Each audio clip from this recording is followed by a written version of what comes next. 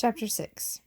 I spent a lot of time that summer at the Herman W. Block Memorial Library.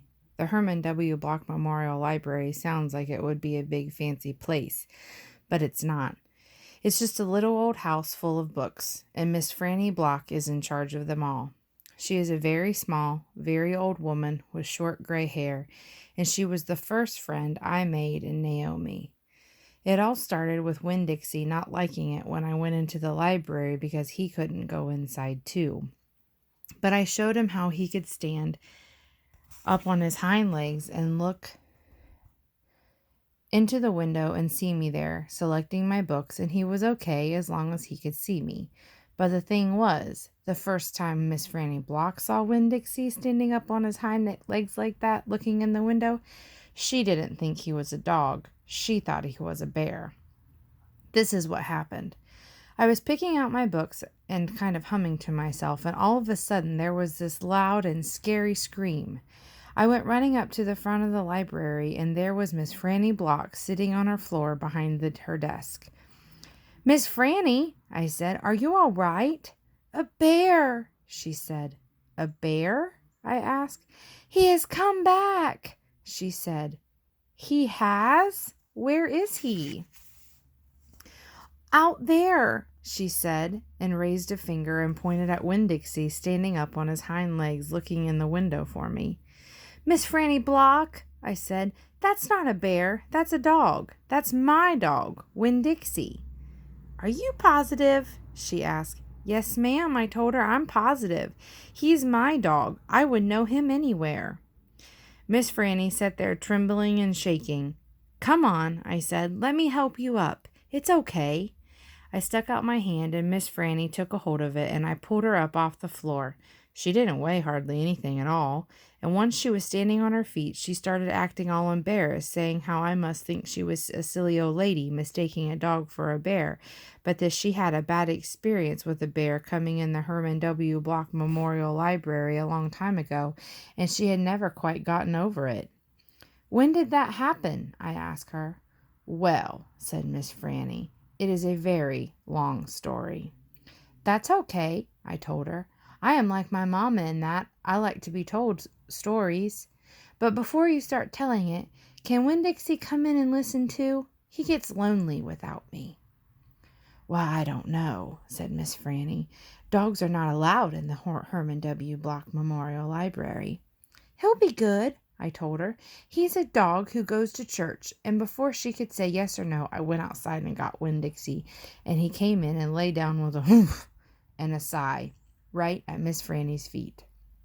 She looked down at him and said, "He most certainly is a large dog." "Yes, ma'am," I told her. "He has a large heart, too." "Well," Miss Franny said. She bent over and gave Winn Dixie a pat on the head, and Winn Dixie wagged his tail back and forth and snuffled his nose on her little old lady feet. "Let me get a chair and sit down so I can tell this story properly." Chapter 7. Back when Florida was wild, when it consisted of nothing but palmetto trees and mosquitoes so big they could fly away with you, Miss Franny Block started in, "and I was just a little girl no bigger than you, my father, Herman W. Block, told me that I could have anything I wanted for my birthday, anything at all." Miss Franny looked around the library. She leaned close to me. "I don't want to appear prideful," she said, "but my daddy was a very rich man, a very rich man." She nodded and then leaned back and said, "And I was a little girl who loved to read, so I told him. I said, 'Daddy, I would most certainly love to have a library for my birthday, and a small little library would be wonderful.'" "You asked for a whole library?" "A small one," Miss Franny nodded. "I wanted a little house full of nothing but books, and I wanted to share them too. And I got my wish. My father built me this house, the very one we are sitting in now, and at a very young age I became a librarian. Yes, ma'am." "What about the bear?" I said.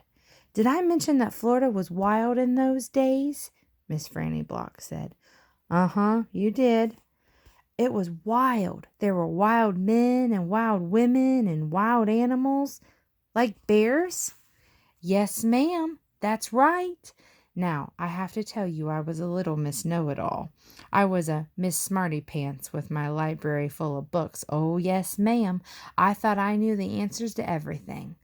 Well, one hot Thursday, I was sitting in my library with all the doors and windows open and my nose stuck in a book when a shadow crossed the desk. And without looking up, yes, ma'am, without even looking up, I said, "Is there a book I can help you find?" Well, there was no answer. And I thought it might have been a wild man or a wild woman, scared of all of these books and afraid to speak up. But then I became aware of a very peculiar smell, a very strong smell. I raised my eyes slowly, and standing right in front of me was a bear. Yes, ma'am, a very large bear. How big? I asked. Oh, well, Miss Franny said, perhaps 3 times the size of your dog. Then what happened? I asked her. Well, said Miss Franny, I looked at him, and he looked at me, and he put his big nose up in the air and sniffed as if he was trying to decide if a little Miss Know-it-all librarian was what he was in the mood to eat. And I sat there, and then I thought, well, if this bear intends to eat me, I am not going to let it happen without a fight. No, ma'am. So very slowly and very carefully, I raised up the book I was reading. What book was that? I asked. Why, it was War and Peace, and a very large book. I raised it up slowly, and then I aimed it carefully, and I threw it right at the bear and screamed, "Be gone!" And do you know what? No, ma'am, I said. He went, but this is what I will never forget. He took the book with him. Nuh-uh, I said. Yes, ma'am, said Miss Franny. He snatched it up and ran. Did he come back?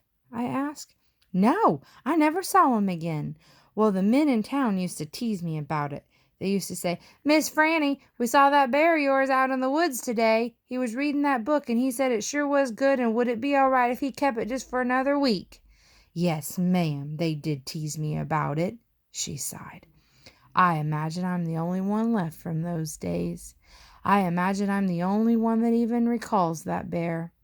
All my friends, everyone I knew when I was young, they are all dead and gone. She sighed again. She looked sad and old and wrinkled.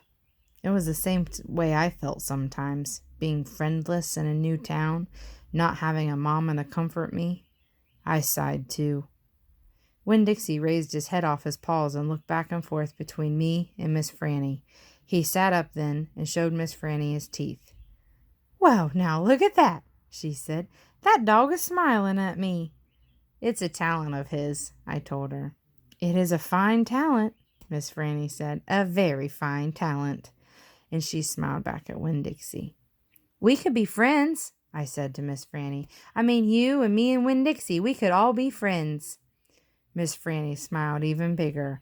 Why, that would be grand, just grand.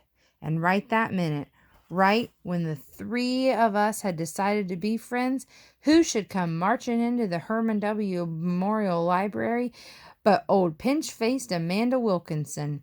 She walked right up to Miss Franny's desk and said, I finished Johnny Tremaine and I enjoyed it very much. I would like something even more difficult to read now because I am an advanced reader. Yes, dear, I know, said Miss Franny. She got up out of her chair. Amanda pretended like I wasn't there. She stared right past me. Are dogs allowed in the library? She asked Miss Franny as they walked away. Certain ones, said Miss Franny, a select few. And then she turned around and winked at me. I smiled back. I had just made my first friend in Naomi, and nobody was going to mess that up for me, not even old pinch-faced Amanda Wilkinson.